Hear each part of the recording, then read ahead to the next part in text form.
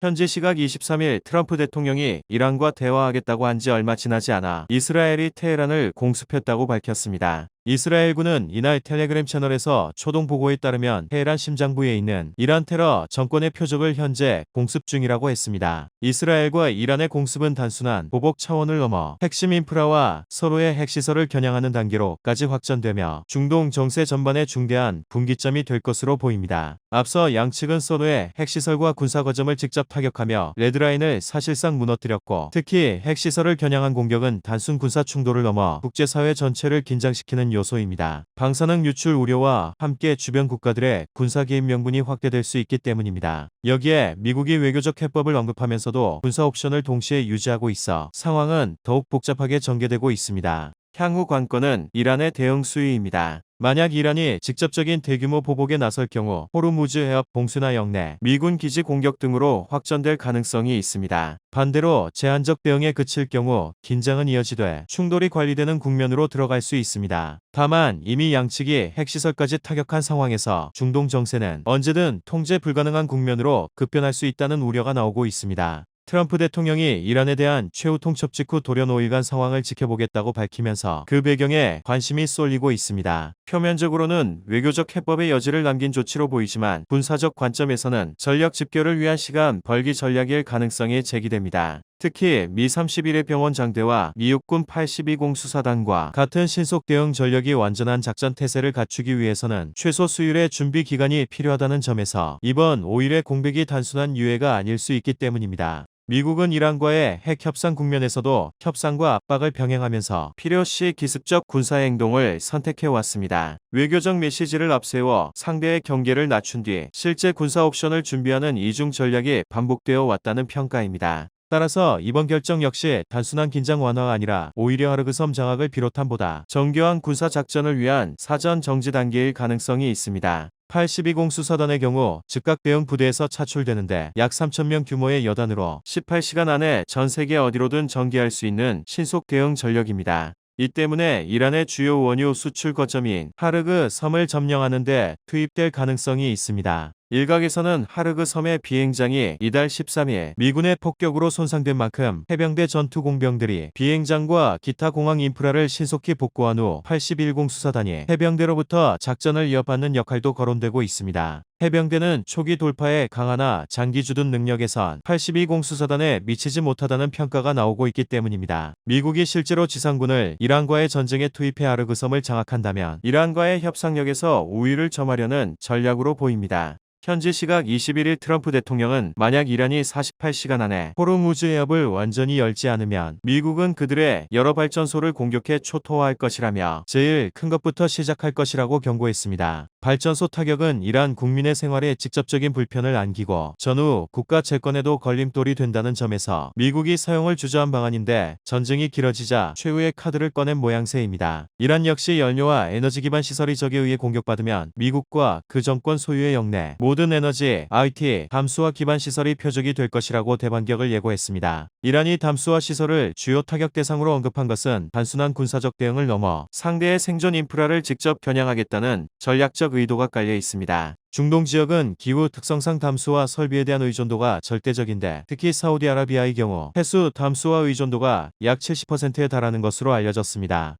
이 시설이 타격을 받을 경우 단기간 내 식수 공급이 마비되고 산업용수까지 차질이 발생해 경제 전반이 흔들릴 수밖에 없습니다. 이란은 발전소 공격에 맞대응해 상대 국민의 일상과 국가 기능을 동시에 압박할 수 있는 비대칭 카드를 꺼낸 것으로 에너지 인프라를 넘어 물을 전쟁 수단으로 확장시키며 갈등 수위를 한층 끌어올리고 있는 것으로 보입니다. 현지 시각 21일 미국과 이스라엘이 이란의 핵심 핵시설인 나탄즈 우라늄 농축단지를 공격하자 이란도 맞대응 성격으로 이스라엘의 핵시설을 겨냥해 미사일을 발사했습니다. 미 뉴욕타임스에 따르면 이란 이슬람혁명 수비대는 이날 이스라엘 아라드, 디모나 등에 있는 군사시설을 타격했다고 밝혔습니다. 디모나에는 이스라엘의 핵무기 개발의 중심지인 시몬 페레스 네게브 원자력 연구센터가 있습니다. 이란의 미사일 공격을 받은 디모나와 인근 도시 아라드에선 최소 175명의 부상자가 나왔고 10여 명이 중상을 입었습니다. 이스라엘군은 방공 시스템이 가동됐는데도 미사일 요격에 실패한 것으로 알려졌습니다. 이번 공격은 이란의 나탄즈 핵시설이 앞서 미국과 이스라엘의 공격을 받은 것에 대한 보복 차원이라고 이란 국영방송이 보도했습니다. 이 작전은 미군의 공격이었으며 벙커버스터가 사용된 것으로 전해졌습니다. 국제원자력기구는 나탄즈 핵시설 외부의 방사능 수치 증가 등 특이 사항은 보고되지 않았다고 밝혔습니다. 이란의 공격을 받은 이날 이스라엘군은 성명을 통해 테헤란 시내에 있는 이란의 전력 핵 연구개발센터를 폭격했다고 했습니다. 그러면서 이곳은 이란이 핵무기를 개발하는 데 사용하던 곳이라고 강조했습니다. 특히 이란은 4,000km 떨어진 인도양에 미국과 영국의 공동기지인 디에고 가르시아 섬을 향해 장거리 미사일을 발사했는데 디에고 가르시아 섬까지 미사일을 날려보낼 수 있다는 것은 서유럽까지 사정거리에 둔다는 것을 뜻합니다. 디에고 가르시아 섬은 B2 스텔스 폭격기를 운용할 수 있는 전략적 요충지라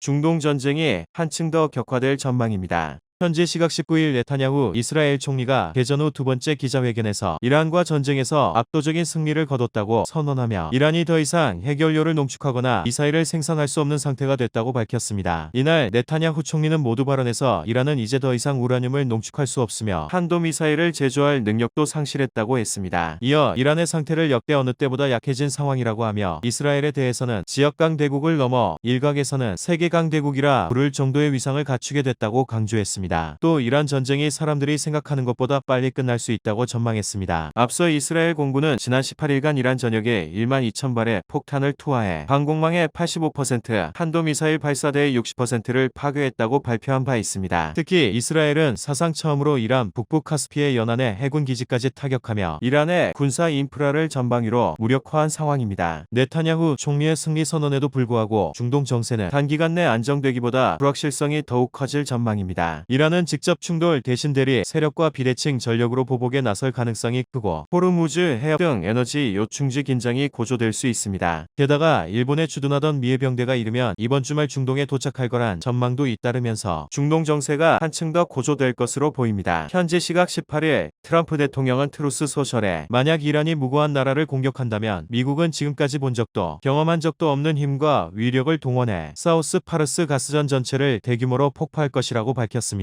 이어 지금까지 본 적도 경험한 적도 없는 힘과 위력을 동원해 사우스 파르스 가스전 전체를 대규모로 폭파할 것이라고 했습니다. 그러면서 이란의 미래에 미칠 장기적인 영향을 고려할 때 그 정도의 공격을 승인하고 싶지 않다며 하지만 카타르의 LNG 시설이 다시 공격당한다면 주저없이 그렇게 할 것이라고 강력 경고했습니다. 트럼프 대통령의 이 같은 발언은 이스라엘이 세계 최대 해상 가스전 가운데 하나인 사우스 파르스를 미사일로 폭격하고 이란이 세계 최대 LNG 수출 공장이 있는 카타르 라스라판에 보복 공격을 가하자 나온 발언입니다. 중동 정세는 단기적으로 군사적 긴장 고조와 에너지 인프라를 둘러싼 보복의 악순환에 진입할 가능성이 큽니다. 이스라엘의 선제 타격과 이란의 보복, 여기에 미국의 초강경 경고까지 더해지며 분쟁은 더욱 확산될 위험이 커지고 있습니다. 특히 사우스 파르스와 라스라판 등 핵심 가스 시설이 타격 대상이 되면서 글로벌 에너지 공급망 불안과 유가가스 가격 급등이 불가피한 상황입니다. 향후 미국, 유럽, 중국 등 주요국의 개입 여부에 따라 중동 정세는 장기 충돌 국면으로 이어질 전망입니다. 현지 시각 18일 이란 국영방송은 미국과 이스라엘이 이란 최대 가스전인 사우스 파르스와 남서부 해안 아살루이의 천연가스 정제시설 단지를 공격했다고 밝혔습니다. 걸프 해역과 맞닿은 아살루이의 파르스 특별경제에너지단지는 이란의 대표적인 에너지 인프라로 세계 최대의 해상 가스전 중 하나인 사우스 파르스에서 뽑아낸 천연가스를 파이프로 받아 정제 가공하는 곳으로 알려졌습니다. 미국 악시오스는 이스라엘이 미국과 조율한 뒤 사우스 파르스 가스전을 공격했다고 보도했습니다. 이스라엘이 테헤란의 연료 탱크를 폭격한 적은 있지만 에너지 생산 시설을 공격한 건 이번이 처음입니다. 이번 공격은 단순한 군사적 타격을 넘어 글로벌 에너지 시장 전반에 파장을 미칠 가능성이 큽니다. 사우스 파르스 가스전은 카타르와 공유하는 세계 최대 규모의 가스전으로 생산 차질이 발생할 경우 국제가스 가격 급등과 공급 불안이 불가피할 전망입니다. 이런 가운데 일본 오키나와에 주둔하고 있던 미 31 해병원 정대원 2,500여 명을 태운 트리폴리 함이 싱가포르 인근에서 포착됨에 따라 미 해병대가 하르그 섬에 상륙할 수 있다는 관측도 나오고 있습니다. 트리폴리함은 스텔스 전투기와 공격형 헬기까지 갖춘 사실상 중형급 항공모함으로 현재 속도라면 주말쯤 호르무즈 해협에 도착할 것으로 보여 미군의 추가 군사작전이 임박한 것으로 보입니다. 18일 미 중부사령부가 X를 통해 미군은 호르무즈 해협 인근 이란 해안에 위치한 견고하게 구축된 이란 미사일 기지들을 상대로 여러 발의 5,000파운드급 깊은 관통형 탄두를 성공적으로 투하했다고 밝혔습니다. 이 기지들에 배치된 이란에 대한 순항미사일은 호르무즈 해협을 통과하는 국제해상 운송과 선박 항행의 위험을 초래할 수 있는 위협 요소였다고 했습니다. 미 중부사령부가 호르무즈 해협 인근 이란 해안의 미사일 기지를 벙커버스터로 타격했다고 밝히면서 미국이 이란의 핵심 석유 수출 거점인 하르그 섬에 상륙 작전을 감행할 가능성에도 관심이 쏠리고 있습니다. 하르그 섬은 이란 원유 수출의 상당 부분이 출발하는 전략적 요충지로 만약 이곳이 군사적으로 장악될 경우 이란의 해상 물류와 에너지 수출에 큰 타격이 불가피합니다. 다만 하르그 섬 주변에는 이란 혁명수비대 해군 전력과 해안방어 미사일, 기뢰 전력 등이 촘촘히 배치돼 있어 대규모 해상 공중 제압 작전이 선행되지 않으면 상륙 자체가 쉽지 않다는 분석도 나옵니다. 또 호르무즈 해협 전체가 전면 충돌로 확대될 경우 국제 유가와 글로벌 해상 물류에 미치는 충격도 상당할 것으로 예상됩니다. 이런 이유로 미군이 실제 상륙을 감행하기보다는 현재처럼 미사일 기지와 해상 위협 자산을 정밀 타격해 해협의 항행 안전을 확보하는 방식의 군사 압박을 지속할 가능성이 더 크다는 관측도 나오고 있습니다. 현지 시각 16일 영국 텔레그래프는 지난달 28일 모주타바 하메네이가 미국과 이스라엘의 공습이 있기 몇 분 전 건물 밖으로 나갔다가 간신히 목숨을 건졌다고 보도했습니다. 사건 당일 미국과 이스라엘 정보당국은 이란 테헤란의 지도부 단지에서 열리는 회의에 알리 하메네이가 참석한다는 첩보를 입수하고 전격적인 공습을 단행했습니다. 타격 목표가 된 단지는 이란 대통령실과 최고 지도자 집무실과 국가안보회의가 모여있는 이란 권력의 중심부로 이 공격으로 알리 하메네이와 여러 고위 군 지휘관, 가족이 사망했습니다. 이 단지에는 알리 하메네이가 연설하던 종교홀을 비롯해 자녀들의 집도 포함돼 있었습니다. 공습 당일 최소 3발의 미사일이 떨어졌으며 한 발은 알리 하메네이가 있던 장소를, 또 다른 미사일은 모주타바 하메네이의 주거 공간과 아래층에 있던 그의 처남의 집을 타격한 것으로 전해졌습니다. 모주타바의 아내와 아들은 즉사했으며 처남은 참수된 상태로 사망했다고 알려졌습니다. 군 최고 지휘관 모하마드 시라지의 신체는 신원을 확인하기 어려울 정도로 산산조각이 났고 이후 살점만 겨우 수습됐다고 했습니다.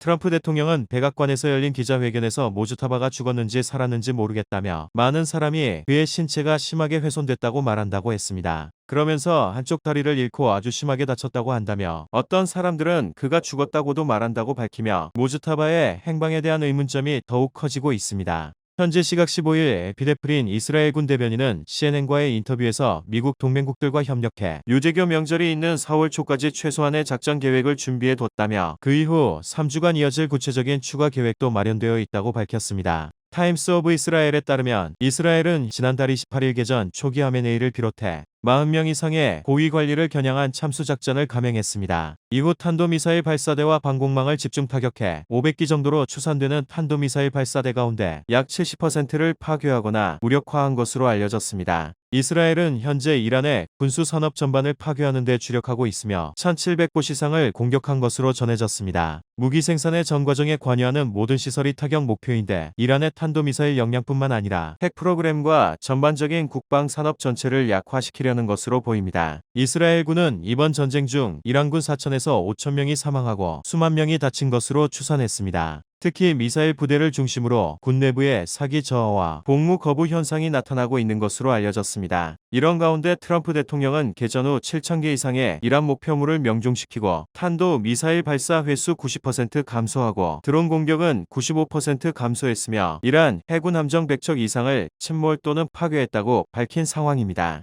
여기에 B2, B1, B-52 등 미국의 전략 자산들도 이란에 대한 파상 공세를 이어나감에 따라 이란 군 내부의 동요는 더욱 확산될 것으로 보입니다. 현지 시각 15일 뉴욕타임스 미 해병대원 약 2,500명을 태운 최대 세척의 군함이 인도태평양 지역에서 중동으로 이동해 약 5만 명의 기존 병력에 합류하게 된다고 보도했습니다.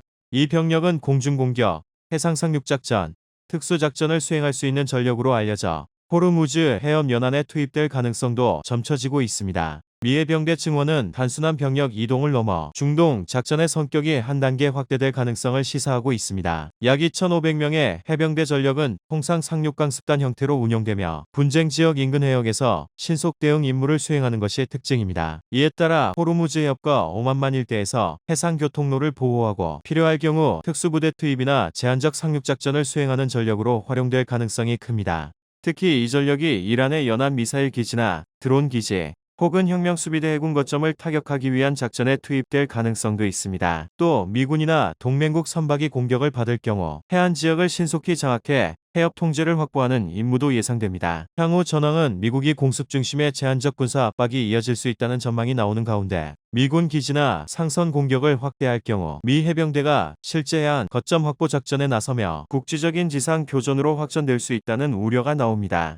결국 세계 원유 수송의 핵심 통로인 호르무즈 해협의 안정 여부가 향후 중동 전황과 글로벌 에너지 시장을 좌우할 핵심 변수로 떠오르고 있습니다. 현 시시각 13일 트럼프 대통령이 미군이 이란의 대표적인 원유 수출 터미널이 있는 파르그 섬을 공격해 군사시설들을 제거했다고 밝혔습니다. 트럼프 대통령은 트루스 소셜에 잠시 전 내 지시에 따라 미군 중부사령부는 중동 역사상 가장 강력한 폭격 중 하나를 감행해 이란 하르그 섬의 모든 군사 목표물을 완전히 파괴했다고 했습니다. 이어 우리의 무기는 세계가 지금까지 알고 있는 것 중 가장 강력하고 정교하지만 품위를 이유로 나는 이 섬의 석유 인프라는 파괴하지 않기로 했다고 강조했습니다. 그러면서 이란이나 다른 누구라도 호르무즈 해협을 통한 선박의 자유롭고 안전한 통과를 방해하기 위해 무언가를 한다면 나는 이 결정을 즉시 재고할 것이라고 밝혔습니다. 또 이란은 결코 핵무기를 보유하지 못할 것이며 미국, 중동 또는 전 세계를 위협할 능력도 없을 것이라며 이란의 군대와 이 테러 정권에 연루된 모든 사람들은 무기를 내려놓고 그들 국가에 남아있는 것을 지키는 것이 현명할 것이라고 했습니다. 미군의 하르그 섬 공격은 이란이 봉쇄한 호르무즈 해협의 통항을 재개하기 위한 군사적 압박 조치로 보입니다. 이 섬은 1960년대 미국 정유사 아모코가 석유 시설을 지은 이후 하루 최대 700만 배럴 원유를 운송할 수 있는 원유 수출 터미널 역할을 해왔습니다.